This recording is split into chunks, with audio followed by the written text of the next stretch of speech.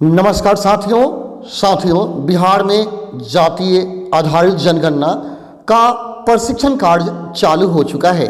जैसा कि आपको पता है कि यह जनगणना 2 चरणों में होने वाला है। प्रथम चरण में मकान का नंबरीकरण किया जाएगा और दूसरे चरण में जाति आधारित जनगणना को पूरा किया जाएगा, जो कि मार्च में कंप्लीट होगा और भवन का नंबरीकरण आपको जनवरी माह में ही कर लेना है। इसके पहले वाले वीडियो में मैंने आपको बताया था कि आपको प्रशिक्षण में क्या क्या बताया जाएगा, लेकिन बहुत सारा कमेंट आया है कि भवन नंबर, मकान नंबर, परिवार का नामकरण कैसे करना है बताया जाए। तो आज के वीडियो में मैं आपको क्लियर रूप से बताऊंगा कि आप भवन संख्या कैसे लिखेंगे, मकान संख्या कैसे लिखेंगे, गणना मकान नंबर आपको कैसे लिखना है, गणना मकानों का नंबरीकरण कैसे करना है और इसका उपयोग पेन पेपर पर कैसे करना है, सब कुछ आपको क्लियर रूप से बताऊंगा। और भवन पर मार्किंग कैसे करना है यह भी आपको स्पष्ट मार्किंग करके दिखाऊंगा। तो चलिए बिना समय गवाए आज का हम लोग यह वीडियो शुरू करते हैं और सब कुछ सीख लेते हैं। साथियों मैं बता दूं कि इस वीडियो को देखने के बाद आपको किसी अन्य प्रशिक्षण की आवश्यकता नहीं पड़ेगी।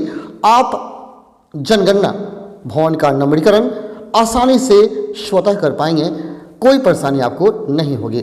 इसके बाद भी यदि कोई परेशानी होती है तो आप हमसे कांटेक्ट कर सकते हैं और आपके सारे कन्फ्यूजन का मैं समाधान कर दूंगा। तो चलिए आज का यह वीडियो चालू करते हैं। लेकिन इससे पहले यदि आप इस चैनल पर नए हैं तो आपसे रिक्वेस्ट है कि चैनल को जरूर सब्सक्राइब कर लेंगे, क्योंकि यहाँ से जनगणना संबंधित सारे बातें क्लियर किए जाएंगे और आपके सारी समस्याओं का समाधान किए जाएंगे।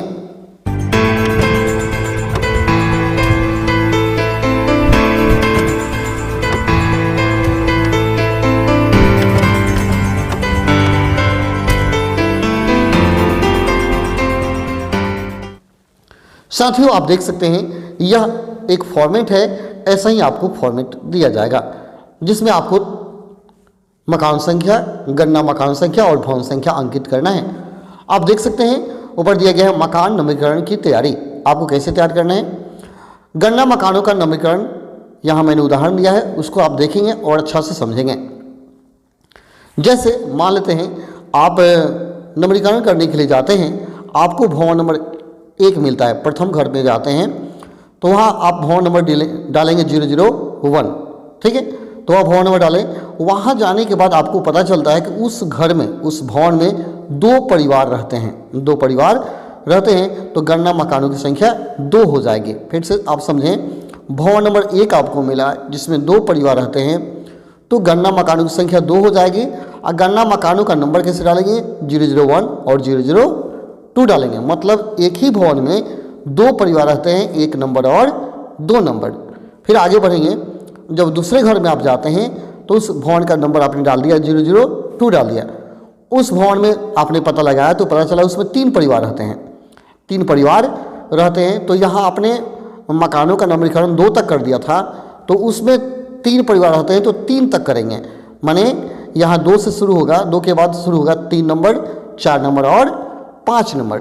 फिर समझें, जैसे दूसरे भवन में आपने गया तो उसमें 3 परिवार रहते हैं। आप पहले आपने 2 मार्किंग कर दिया था, 2 के बाद चालू करेंगे 003, 004 और 005। यानी यह क्रम से चलेगा, यह क्रम से ही चलेगा, इसमें क्रम आपको चेंज नहीं करना है। उसी प्रकार यदि आपने भवन नंबर 3 में आप गए, तीसरे घर में गए तो वहाँ पता चला कि नहीं इसमें 2 परिवार रहते हैं, तो आपने ऊपर में पहले मार्किंग कर चुके हैं आप 5 तक, तो यहाँ तीसरे भवन में आपको मार्किंग करना होगा 6 नंबर और 7 नंबर। जैसे कि आप नीचे देख सकते हैं 006 और 007 मैंने मार्किंग किया है। फिर से ध्यान समझ जाए कि भवन नंबर 1 में 2 परिवार रह रहे थे तो दोनों परिवार का मकान नंबर हो गया 001 और 002। फिर भवन 2 में जाते हैं तो उसमें 3 परिवार रहते हैं तो 3, 4 और 5 हो गए। जैसे यहाँ 2 पर खत्म हुआ था तो 3, 4 और 5। तीसरे भवन में गए तो उसमें 2 परिवार रहते हैं तो यहाँ 5 तक मैंने कर लिया था तो इसमें 6 और 7 होगा, 006 और 007। ठीक है, कन्फ्यूजन क्लियर हो गया होगा। फिर भी अगर कोई कन्फ्यूजन हो तो आप कमेंट कर सकते हैं। आगे देखिए, जैसे आप आगे बढ़ते हैं, ऐसा हो सकता है कि किसी भवन में आप जाते हैं, कहीं जाते हैं तो वहाँ एक ही भवन है, उसमें एक ही परिवार रहते हैं। एक ही भवन है, एक ही परिवार रहते हैं, तो भवन नंबर 1 होगा और मकान नंबर भी क्या होगा, 1 होगा। एक ही भवन, एक ही परिवार, तो भवन नंबर भी समान और मकान नंबर भी समान रहेगा। तो एक ऐसा बहुत सारा भवन मिलेगा जिसमें एक ही परिवार के लोग रहते हैं, तो वहाँ एक ही नंबर यहाँ को देना है, दूसरा नंबर नहीं डालना है, ठीक है। एक नंबर देने का मतलब क्या है, जैसे मान लेते हैं आपने यहाँ, एक बात आप समझ लेंगे, वहाँ कोई कन्फ्यूज़न नहीं होगा। जैसे आपने यहाँ भवन नंबर 3 तक आपने ड्राइंग में बना दिया था, आगे बढ़े चौथा भवन के लिए, तो चौथा भवन ऐसा आपको मिला जिसमें एक ही परिवार हैं, तो भवन नंबर 4 होगा और मकान नंबर भी क्या होगा, 4 ही होगा, 004 004।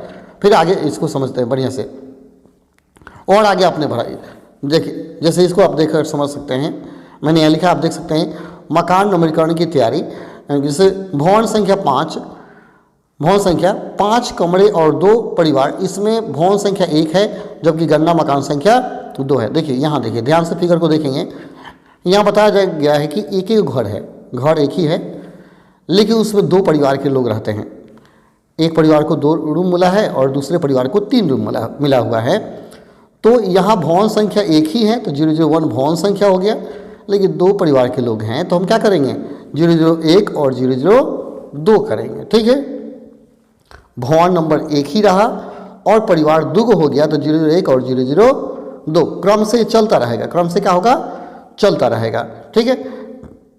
आगे इसको यहाँ समझेंगे, अच्छा समझ में आएगा। मान लेते आपने सर्वेक्षण करने गया, आप सर्वे करने गए, जाने के बाद आप प्रथम ही भवन में जाते हैं, तो प्रथम भवन में हो सकता है कि वहाँ आप जाते हैं तो आपको पता चलता है कि यह एक ही भवन है, इसमें एक ही परिवार के लोग रहते हैं, तो भवन नंबर आपका क्या होगा, 1 होगा। नीचे देख सकते हैं ये भवन नंबर है, और मकान नंबर आप क्या करेंगे, 001 डालेंगे या 001 डालेंगे, उसमें कोई बहस नहीं है।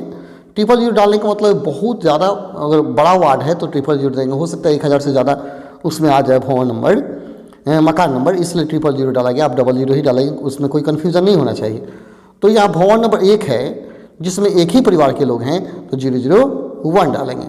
फिर आगे जब आप बढ़ने के बाद पता चला कि दूसरे भवन में भी एक ही परिवार के लोग हैं, तो 00 क्या हो गया, भवन मकान नंबर 002 हो गया। फिर तीसरे आप मकान में गए तो यहाँ भवन नंबर क्या है, 3 है, और उसमें भी अगर एक ही परिवार के लोग रहते हैं तो 00 क्या हो गया, 3 हो गया। फिर चौथे परिवार भवन में जाते हैं तो भवन नंबर 4 डाल दिए, वहाँ पर भी क्या करेंगे, अगर एक ही परिवार के लोग रहते हैं तो 004 डालें। लेकिन जैसे ही 5वें भवन में जाते हैं तो वहाँ जाते ही आपको पता चलता है कि नहीं, यहाँ 2 परिवार के लोग रहते हैं, तो यहाँ मैंने 5-2 लिखा है, मतलब क्या है, 5वां भवन में 2 परिवार के लोग रहते हैं। तो आपने क्या किया था, कहाँ तक नंबर किया था, 004 तक, लेकिन 5वें भवन में 2 परिवार के लोग हैं, तो 005 और 0 क्या हो गया, 6 हो गया। आया समझ में। फिर जब छठे भवन में आप जाते हैं, छठा भवन में जाते हैं, तो जाने के बाद यहाँ पता चला कि नहीं, छठा भवन जो है यहाँ 3 परिवार के लोग रहते हैं, 3 परिवार के लोग रहते हैं, तो यहाँ आपने 6 तक नंबरीकरण कर दिया था, तो यहाँ क्या होगा, 7, 8 और 9, 3 को परिवार इससे बनाना होगा, 007, 008 और 009। कन्फ्यूजन क्लियर हो गया होगा। तो जो भवन नंबर है वो तो क्रम से चलते ही रहेगा, लेकिन उसमें जितना मकान बढ़ रहा है उतना मकान क्या होगा, बढ़ते जाएगा, ठीक है, बढ़ते जाएगा। इस तरह आप क्या करेंगे, भवन नंबर और मकान नंबर लिखते जाएंगे। चलिए हम इसको देखते हैं कि पेन पेपर का प्रयोग कैसे करना है। आपको ऐसे एक चार्ट बना लेना है, ऐसे चार्ट बना हुआ एक फॉर्मेट भी आपको मिलेगा, नहीं मिलता है तो आपको क्या करना है, खुद से बना लेना है। आपको सबसे पहले यहाँ देख सकते हैं क्या लिखना है, क्रम संख्या, फिर भवन संख्या, मकान संख्या और गणना मकान का नंबर। क्या क्या लिखना है, क्रम संख्या, भवन संख्या, मकान संख्या और गणना मकान का नंबर, ठीक है। और कैसे अंकित करना है मैं आपको बताता हूँ। ये 4 कॉलम आपको तैयार करना है। तो देखिए मैंने ऐसे कॉलम बनाया है, पहले क्रम संख्या है, फिर भवन संख्या, मकान संख्या और गणना मकान का नंबर। तो यहाँ आप ध्यान से देखेंगे, क्रम संख्या तो क्रम से चलेगा, जैसे 00, 01, 02, 03, 04, 05 अपने क्रम संख्या लिखते हैं, ठीक है, इसमें अंतर नहीं है। अब आप क्या करेंगे, जैसे प्रथम भवन के पास आप गए थे तो यहाँ भवन नंबर 1 हो गया, 1 आपने भर दिया। और भवन नंबर 1 में अगर एक ही मकान है तो आप क्या करेंगे 001 भर देंगे। या आपने यहाँ ऐसे किया, देखिए फिर से, जैसे क्रम संख्या में कोई बदलाव नहीं करना है, क्रम संख्या में कोई बदलाव आपको नहीं करना है, कहीं बदलाव आपको नहीं लाना है। फिर से देखिए 01, 02, 03, 04 और 05 क्रम संख्या, भौन संख्या 1, ठीक है, 01 आपने डाल दिया। अब भौन संख्या 1 में पता चला कि एक ही परिवार के लोग हैं, तो आपने क्या किया, यहाँ 1 डाल दिया, ठीक है। अब गणना मकान का नंबर क्या है 001 आप डाल दिया, ठीक है। फिर भौन संख्या 2 में आप जाते हैं, 2 में जाते हैं तो पता चला कि नहीं, यहाँ पे क्या होता है कि 2 परिवार के लोग रहते हैं तो यहाँ 2 भर देंगे, ठीक है। 3 परिवार के लोग रहेंगे 3 भर देंगे। तो यहाँ जब आएंगे गणना मकान का जब नंबर डालेंगे तो यहाँ 2 परिवार के लोग हैं तो 00 क्या होगा 2 होगा और कोमा देंगे 003 होगा, ठीक है। और तीसरे मकान में जाते हैं, वहाँ पता चला कि नहीं एक ही परिवार के लोग रहते हैं तो आप 1 डाल देंगे। यहाँ 3 पर अंत किए थे तो यहाँ क्या होगा 004 होगा, ठीक है। फिर चौथा भवन में आप जाते हैं, वहाँ पर पता चलता है कि नहीं 2 परिवार के लोग रहते हैं तो यहाँ 2 भर देंगे। तो ये 2 भरेंगे तो यहाँ 2 नंबरिंग करण में क्या होगा 2 होगा, 00 क्या होगा 5, 4 तक अंत था तो 5 और 00 क्या होगा 6 होगा, 5 और 6 इसमें भरना है। उस तरह के आप 5वें भवन में जाते हैं, इसमें अगर 3 परिवार के लोग रहते हैं तो क्या होगा, यहाँ 6 खत्म किए तो 007, 8 और 9 इसमें आ जाएगा, 7, 8 और 9 आ जाएगा। तो इस तरह आपको भवन संख्या, मकान संख्या और गणना मकान नंबर अंकित करना है, ठीक है। कहीं कन्फ्यूजन हो तो बोलिएगा, ठीक है। इस तरह आप आसानी से भर पाएंगे, कहीं दिक्कत आपको नहीं होगा। ये सब हो जाएगा तो आपको क्या करना है, उस मकान पर क्या करना है, अंकित करना है। तो देखिए आपको क्या करना है, एक गोला बनाना है सर, वर्ग बनाना है 6 इंटू 6 का, 6 इंच लंबाई और 6 इंच चौड़ाई का, ठीक है। और ऊपर भवन नंबर लिखना है और नीचे मकान नंबर आपको दर्ज करना है। तो देखिए यहाँ दूसरा भवन नंबर 2 है तो 02 आपने डाल दिया, और 03 से लेकर 00 क्या है 5 तक मैंने लिखा। मतलब 03 से 5 का मतलब 2 को नहीं है, इसका मतलब है 003, 004 और 005, यानी इसका मतलब है एक ही भवन में 3 मकान हैं, इन 3 परिवार के लोग रहते हैं। तो इस तरह आपको क्या करना है, लाल कलम से अंकित करना है। तो इस तरह पेन पेपर का प्रयोग करना है, ऐसे भवन नंबर मकान नंबर आपको अंकित करना है, कहीं कन्फ्यूजन आपको नहीं होना चाहिए। तो आपको जो 7 तारीख से लेकर के 21 तारीख तक, मैंने 7 जनवरी से 21 जनवरी तक जो आपको भवन नंबर मकान नंबर अंकित करना है, यही काम करना है, कोई दूसरा काम नहीं करना है। और जो मार्च में जनगणना होगा तो उस मार्च में भी आपको क्या करना होगा, आर्थिक जनगणना और जाति आधारित जनगणना को कंप्लीट करना है। इसके बाद मैं इसके बाद वाले वीडियो में बताऊंगा आपको कि कैसे आप नजरी नक्शा तैयार करेंगे। तो आप इसे ध्यान से देखिए, अच्छा समझिए, कहीं कन्फ्यूजन है कमेंट कीजिए। और कल के वीडियो में मैं आपको बताऊंगा कि आप नजरी नक्शा कैसे तैयार करेंगे। तो चलिए फिर मिलते हैं अगले वीडियो में, तब तक के लिए धन्यवाद। जय हिंद, जय भारत, जय बिहार।